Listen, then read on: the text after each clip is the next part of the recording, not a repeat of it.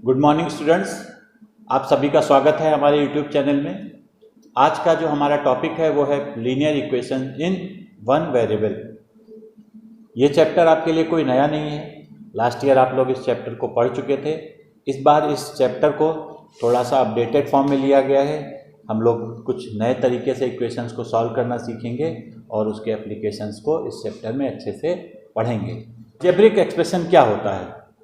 आपको इस पे दिख रहा है, ये सब अलजेब्रिक एक्सप्रेशन है और अलजेब्रिक एक्सप्रेशन हमारा टर्म से मिलके बनता है। जैसे ये सब हमारे टर्म्स हैं, एक्स क्यूब 2 ये टर्म है, ये भी टर्म है, यानी टर्म्स को मिला के जो एक्सप्रेशन फॉर्म होता है that is called algebraic expression. और टर्म्स किससे बनते हैं आपको मालूम होगा, वो हमारे कांस्टेंट और वेरिएबल से मिलके बनते हैं। कांस्टेंट जो होते हैं उनकी वैल्यू चेंज होती रहती है और वेरिएबल्स की वैल्यू चेंज नहीं होती, यानी कांस्टेंट और वेरिएबल को मिला के टर्म्स बनते हैं और टर्म्स को मिला के हमारा अलजेब्रिक एक्सप्रेशन बनता है। तो ये सारे यहाँ पर अलजेब्रिक एक्सप्रेशन लिखे हुए हैं। अब बात उठती है कि लीनियर अलजेब्रिक एक्सप्रेशन क्या होते हैं। लीनियर अलजेब्रिक, लीनियर का मतलब यहाँ पर है स्ट्रेट लाइन। अगर हम किसी भी अलजेब्रिक एक्सप्रेशन को स्ट्रेट लाइन, यानी वो अलजेब्रिक एक्सप्रेशन जिनका ग्राफ स्ट्रेट लाइन हो, उन्हें हम लोग लीनियर एक्सप्रेशन कह सकते हैं। और उनकी पहचान होती है कि इनकी जो डिग्री या पावर जो है वो 1 होती है। जैसे हम देख सकते हैं, जो पहला है यहाँ पर एक्स क्यूब है, यहाँ पर X square plus Y square है, तो इनकी पावर जो है वो 1 नहीं है, इसलिए ये अलजेब्रिक एक्सप्रेशन तो है पर वो लीनियर नहीं है। लेकिन जो हमारे लास्ट के 2 एग्जाम्पल दिख रहे हैं, यानी 3y + 1 और 3x - 2, ये दोनों जो एक्सप्रेशन है वो हमारे लीनियर हैं। क्यों लीनियर हैं? क्योंकि जो y की पावर है और इसमें x की पावर है वो वहाँ पे 1 है। अब बात उठती है कि व्हाट इज इक्वेशन, इक्वेशन क्या होती है। तो हम लोग ये जानते हैं कि अगर अलजेब्रिक एक्सप्रेशन है और उसके अगर आगे हम लोग इक्वल टू का साइन लगा दें और कुछ लिख दें तो वो इक्वेशन हो जाएगी। जैसे पहले हमने x³ + 2 था, उसके आगे हमने क्या किया, इक्वल टू लगा के 0 लगा दिया। इसमें भी इक्वल टू लगा के 0 लगा दिया। जरूरी नहीं है कि आप 0 लगाएं, 0 लगा के कुछ भी लिख दें तो वो हमारा इक्वेशन बन जाता है। यानी कभी भी कोई भी अलजेब्रिक एक्सप्रेशन हो, चाहे वो लीनियर हो या किसी और पावर का हो, उसकी डिग्री कुछ भी हो, अगर उसके आगे इक्वल टू का साइन लग गया तो वो हमारा इक्वेशन कहलाता है। यानी अलजेब्रिक एक्सप्रेशन में इक्वल टू का साइन नहीं होता है और इक्वेशन में हमेशा इक्वल टू का साइन पाया जाता है। अब बात उठती है कि इस इक्वल टू के साइन लगने से हमारा ऐसा क्या हो गया कि नाम ही चेंज हो गया। तो देखिए, इक्वल टू का मतलब यहाँ पर यह है कि जितना इधर लिखा है, यानी जितना अलजेब्रिक एक्सप्रेशन इधर है और जितना अलजेब्रिक एक्सप्रेशन इधर है, दोनों की वैल्यू बराबर है। यानी इस इक्वल टू ने क्या किया कि इधर के पार्ट को और इधर के पार्ट को इस साइन से बांध दिया। यानी ये साइन क्या कर रहा है, दोनों साइड को इक्वेट कर रहा है। यानी हम कह सकते हैं कि equation is a condition on a variable such that both sides of a expression have equal values। यानी both sides of expression have equal values। मतलब इक्वेशन में क्या होता है कि इक्वल टू के साइड, दोनों साइड जो भी वैल्यूज लिखी होती है, जो भी अलजेब्रिक एक्सप्रेशन होता है, उनका मान बराबर हो जाता है।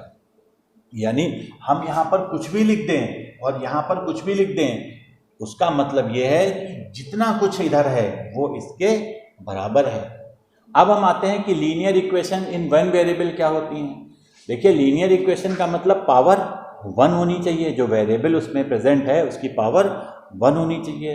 इक्वेशन का मतलब है कि दोनों साइड इक्वल टू का साइन होना चाहिए और 1 वेरिएबल का मतलब है कि उसमें अकेला या तो x हो या y हो या z हो। मतलब जो वेरिएबल प्रेजेंट होता है, आपको पता है कि ये जो x हैं y हैं ये सब वेरिएबल कहे जाते हैं, तो वेरिएबल हमेशा अकेला होना चाहिए। ये नहीं है कि x और y दोनों प्रेजेंट हो। तो यहाँ पर लीनियर क्यों है? ये लीनियर इसलिए है क्योंकि पावर 1 है। आप कहेंगे इक्वेशन क्यों है? क्योंकि यहाँ पर इक्वल टू का साइन लगा हुआ है।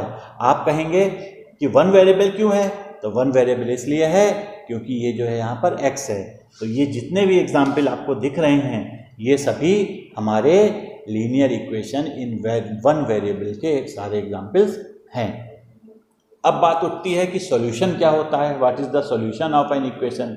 अब हम जैसे इस इक्वेशन को लेते हैं, हम यहाँ पर x की ऐसी क्या वैल्यू रखें कि दोनों साइड इक्वल हो जाए। That is called solution. जरूरी नहीं है कि x के सभी मान के लिए ये वैल्यू बराबर हो, ऐसा नहीं है। अगर हम यहाँ पर x की वैल्यू -1/3 रखें तो आप देखिए ये वैल्यू जो है 0 के बराबर आ जाएगी। जैसे -1/3 रखेंगे, 3 कैंसिल होगा, यहाँ पर कितना बचेगा -1 और +1 हो गया हमारा 0। तो हम कह सकते हैं कि -1/3 is the solution of equation. जैसे 4x = 0 है तो यहाँ पर जब तक x की वैल्यू 0 नहीं रखेंगे ये साइड और ये साइड बराबर नहीं होगी।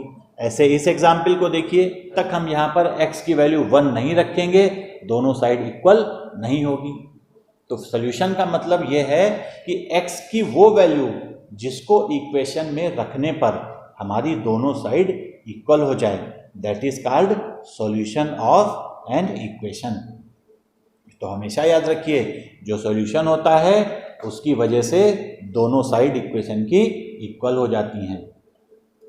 अब हम आते हैं कि इक्वेशन को सॉल्व कैसे करते हैं। इक्वेशन को सॉल्व करने के लिए आप लोगों ने लास्ट ईयर एक मेथड पढ़ा था जिसमें हम लोग ऐड कर लेते थे।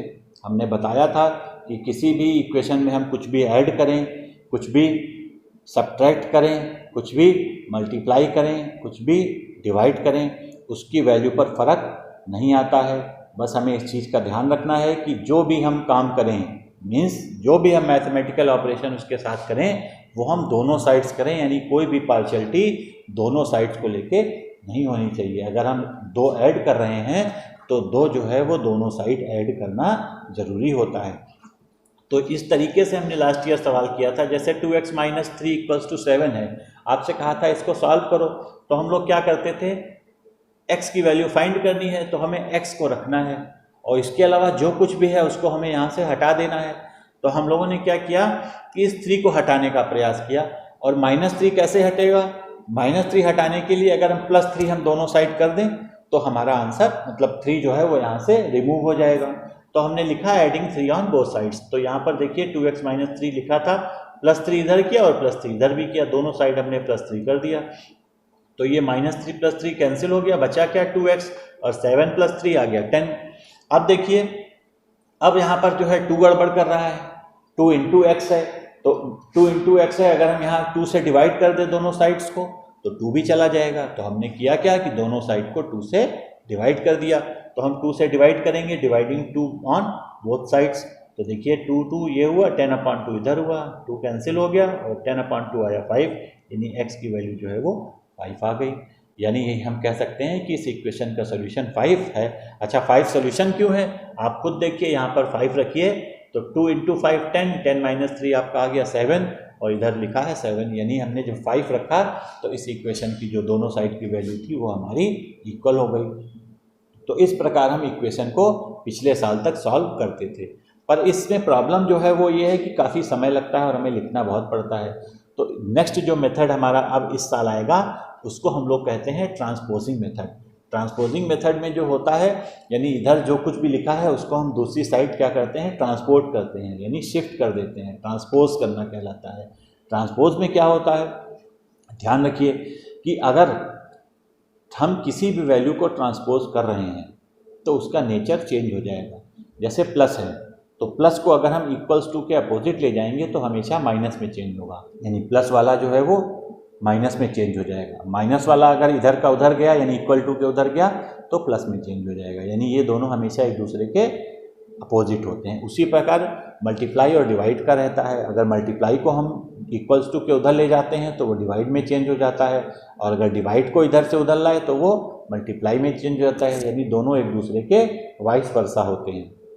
इस चीज़ का ध्यान रखिएगा। तो हम ट्रांसपोजिंग मेथड से ये जो सवाल लिखा है इसको हम करते हैं। अब देखिए यहाँ पर लिखा है 2x - 3 = 7। हमारा सबसे पहला काम जो है वो यहाँ पर 3 को हटाना है। तो हमने -3 को हटाना है, -3 को हटा के हम उधर ले गए। तो हमने -3 को जब इधर का उधर ले गए तो माइनस का हमने बताया था साइन चेंज हो जाएगा और किस में कन्वर्ट हो जाएगा, +3 में। तो -3 हमारा किस में आ गया, ये इधर आके +3 में आ गया, यानी 2x = आया 7 + 3, ये आ गया हमारा 10। अब देखिए 2x = 10 है, इसमें 2 और x के बीच यहाँ पर मल्टीप्लाई का साइन है। अगर मल्टीप्लाई का साइन है तो इसको हम उधर ले जाएंगे तो हटाना है, क्योंकि हमको सिर्फ वैल्यू किसकी चाहिए, x की चाहिए। इसके अलावा जो कुछ भी लिखा है वो हमारे लिए एक्स्ट्रा है। हम इस 2 को हटा देंगे, यानी 2 को उधर ले गए तो हमने बताया था कि मल्टीप्लाई अगर है तो काहे में चेंज होगा, डिवाइड में, यानी 10/2 हो गया और उसकी वैल्यू क्या हो गई, 5 हो गई। अब इसको हम वेरीफाई भी कर लेते हैं। इसको वेरीफाई करने का तरीका है, हम क्या किएंगे, 2x - 3 = 7 है, x की वैल्यू हमने 5 रखी तो कितना आ गया 10, तो 10 - 3 यानी ये आ गया 7, यानी दोनों साइड्स हमारी लेफ्ट हैंड साइड और राइट हैंड साइड दोनों इक्वल हो गई, देयरफॉर सॉल्यूशन इज करेक्ट। तो इस प्रकार जो हम आंसर निकालते हैं उसको हम वेरीफाई भी कर लेते हैं। और एग्ज़ाम में अगर आपसे कहा जाए कि सॉल्व एंड वेरीफाई, तो आपको वेरीफाई भी करना होगा। अगर एग्ज़ाम में ना कहा जाए तब भी आप हमेशा वेरीफाई कर लीजिए, पर उसको कहीं साइड में रफ में लिख लीजिए, पर वेरीफाई ज़रूर कर लीजिए कि हमने जो आंसर निकाला है 1 मिनट का काम है, पर उससे ये ज़रूर है कि आपका आंसर कभी गलत नहीं होगा। अब हम नेक्स्ट एग्जाम्पल को देखते हैं। यहाँ पर लिखा है 3x - 2 = 10 - x। अब हमें क्या करना है, x की वैल्यू को फाइंड करना है। हम क्या करेंगे कि जितना भी x है उसको एक तरफ लाइए, यानी अपने साइड लेफ्ट हैंड साइड लाने की कोशिश करिए, और जितना कांस्टेंट टर्म है यानी जिसमें x नहीं लिखा है उसको दूसरे साइड ले जाइए। हमने यहाँ पर क्या किया, 3x को लिखा रहने दिया और ये जो माइनस का x था इसको उधर इस साइड ले आए, तो माइनस का उधर से इधर आया तो साइन चेंज हुआ, यानी कितना हो गया, प्लस का। इक्वल्स टू 10 लिखा था तो कोई बात नहीं, ये -2 हमें हटाना है, इधर से इधर लाए तो प्लस का 2 हो गया। अब देखिए 3x + x 4x, 10 + 2 12। अब फिर यहाँ पर 4 मल्टीप्लाई में आ रहा है, तो हमने कहा था मल्टीप्लाई हटाने के लिए इसको सबसे अच्छा तरीका है, उधर ले गए बराबर के तो डिवाइड में चेंज होगा। हमने 4 हटाया तो ये 4 12 के नीचे चला गया, यानी डिवाइड में चला गया, और 12/4 होता है 3, यानी x की वैल्यू 3 आ गई। अब हम इसे वेरीफाई करना चाहें तो वेरीफाई कर सकते हैं। हमने सवाल नोट किया, सवाल है 3x - 2 = 10 - x। x जहाँ जहाँ x दिख रहा है वहाँ वहाँ 3 रखते जाइए। तो हमने क्या किया, x की वैल्यू 3 रखी, ये -2 नोट कर दिया, 10 नोट कर दिया, और ये जो x था यहाँ पर भी 3 रख दिया, तो ये आ गया 3 3 9 - 2, और ये 10 - 3 ये आ गया 7, और इधर 9 - 2 7, यानी left hand side right hand side हमारी इक्वल हो गई। तो हमने लिख दिया सॉल्यूशन इज करेक्ट, यानी इस टाइप से हम इक्वेशंस को वेरीफाई कर लेंगे। आगे देखते हैं, देखिए इस सवाल को हम किस तरीके से सॉल्व करेंगे। यहाँ पर दिया है x - 3/2 = 4x + 7/3। इसको सॉल्व करने के लिए थोड़ा सा ये बहुत शफल्ड सा है, हम देख रहे हैं कि फ्रैक्शन भी है, तो हम क्या क्या करें। तो हम सबसे पहले ये जो फ्रैक्शन वाले होते हैं इनको हटा लेते हैं। इसको हटाने का तरीका है क्रॉस मल्टीप्लाई। हम लोग क्या करेंगे, इसको क्रॉस मल्टीप्लाई कर देंगे। तो क्रॉस मल्टीप्लाई से फ़ायदा ये मिलता है, ये वाला इससे मल्टीप्लाई हो जाएगा और ये जो वाला है ये इससे मल्टीप्लाई हो जाता है। इसको हमने लास्ट ईयर पढ़ा था, यानी ये जो 3 है ये x - 3 से मल्टीप्लाई होगा, और 2 जो है वो 4x - 7 से मल्टीप्लाई होगा। मल्टीप्लाई करने के लिए कभी भी आपको जल्दबाजी नहीं करनी है, एक एक करके हमेशा ब्रैकेट लगा के सॉल्व करना है। तो हम सबसे पहले 3 को इससे करें, तो हमने 3 ये ब्रैकेट लगा दिया, यानी मल्टीप्लाई ब्रैकेट में यहाँ पे अगर कोई साइन नहीं है तो मल्टीप्लाई का साइन है, लेकिन ब्रैकेट लगाने से हमारे गलत होने के चांसेस बहुत ही कम हो जाएंगे। तो हम यहाँ पे ब्रैकेट लगा देंगे इक्वल्स टू 2, फिर दूसरा क्या है 2 गुणे 4x + 7, तो 2 गुणे 4x + 7 हो गया। अब देखिए ये 3 जो है ब्रैकेट लगा है, इसका मतलब 3 जो है वो x से भी मल्टीप्लाई होगा, 3 से मल्टीप्लाई होगा। कुछ बच्चे यहाँ पे गलती कर जाते हैं, गलती ये करते हैं कि x से मल्टीप्लाई करते हैं, 3 से मल्टीप्लाई नहीं करते हैं। ये आपको गलती नहीं करनी है। आप क्या करेंगे, इस 3 को x से करेंगे और इससे करेंगे, तो हमारा आ गया 3x - 3 3 9। इधर देखिए 2 4 8x एंड 2 7 14। ये हमारा पिछले वाले एग्जाम्पल के जैसा हो गया। अब हम क्या करेंगे कि सारे वाले जो जितने x वाले टर्म हैं उसको हम अपने साइड लिखेंगे, और जो x वाले टर्म नहीं है उसको उस साइड लिखेंगे। तो 3x पहले से लिखा था, 8x उधर का इधर लाए, काहे का था, प्लस का था, इधर आने से माइनस का हुआ। ये -9 इधर लिखा था, इसको उधर ले गए, तो ये 14 तो नोट कर लिया, और ये जो -9 था ये इधर आ गया, काहे का हुआ, प्लस का 9। 3x में से 8x गया, आएगा माइनस का 5x, और 14 और 9 जुड़ के हो गया 25। x की वैल्यू निकालनी है, इस -5 को हम डिवाइड में ले जाएंगे, क्योंकि मल्टीप्लाई को हमने बताया था डिवाइड में ले जाएंगे। तो ये -5 डिवाइड में आ गया, यानी कितना बचा 23/-5, यानी इस तरीके से हम लोग इक्वेशंस को सॉल्व कर लिए। आगे और थोड़े से एग्जाम्पल देखते हैं। देखिए इस सवाल में हम लोग क्या करेंगे, x की वैल्यू चाहिए,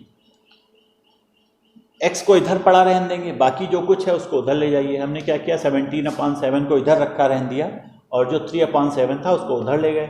7 और 7 को हमने एलसीएम ले लिया, 7 आ गया, 7 को 7 से डिवाइड किया, 1 टाइम्स गया, आया 17, 7 को 7 से डिवाइड किया, 1 टाइम्स गया, ये 1 को 3 से मल्टीप्लाई किया, 3, 17 में से 3 गया, 14 आया और 14/7 आ गया 2। x की वैल्यू कितनी आ गई, 2 आ गई। इस टाइप से हम ये सवाल कर लेंगे। और एग्जाम्पल देखते हैं, जैसे ये एक एग्जाम्पल दिया है, इसमें देखिए इसमें क्या है आपका, इसमें हम लोग सबसे पहले x को x/1 लिख लिए।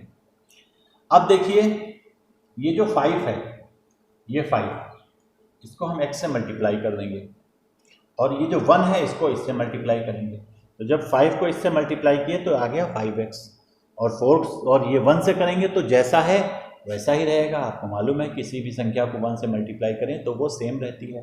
तो ये 4x + 10 था तो ये 4x + 10 रह गया।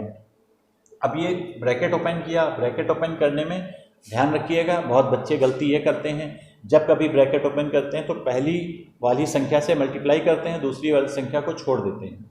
तो ऐसा मत करिएगा, जहाँ से ब्रैकेट शुरू हो रहा है और जहाँ पर ख़त्म होता है पूरा शुरू से लेकर आखिरी तक हम डिजिट को मल्टीप्लाई करेंगे।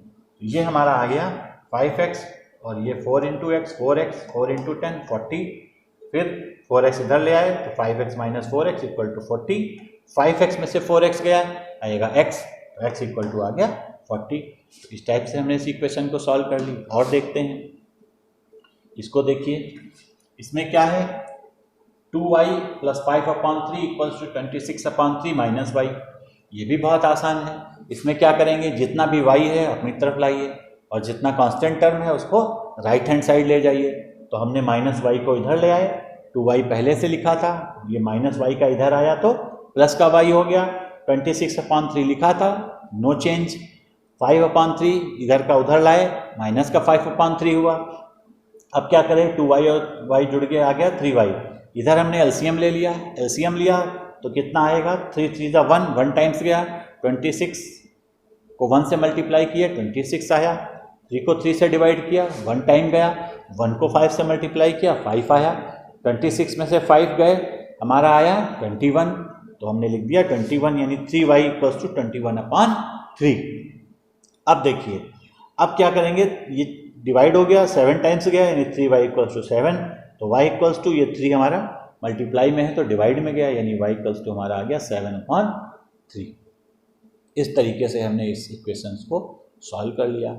अब हम एक एग्जाम्पल और देखते हैं। देखिए लिखा है m - m - 1/2 = 1 - m - 2/3। देखिए ये सवाल देखने में इजी लग रहा है, पर इस सवाल में क्या होता है कि गलती होने के चांसेस बहुत रहते हैं। सबसे बड़ी गलती ये होती है कि यहाँ पर कुछ बच्चे इस माइनस में कंफ्यूज्ड होते हैं। कुछ बच्चे क्या समझते हैं इसको, ये माइनस इस m का है, पर ऐसा नहीं है। ये जो माइनस है ये इस m का माइनस नहीं है, ये माइनस इस पूरे का है। इसी प्रकार इसमें भी ये माइनस इस अकेले m का नहीं है, इस पूरे m - 2 का है।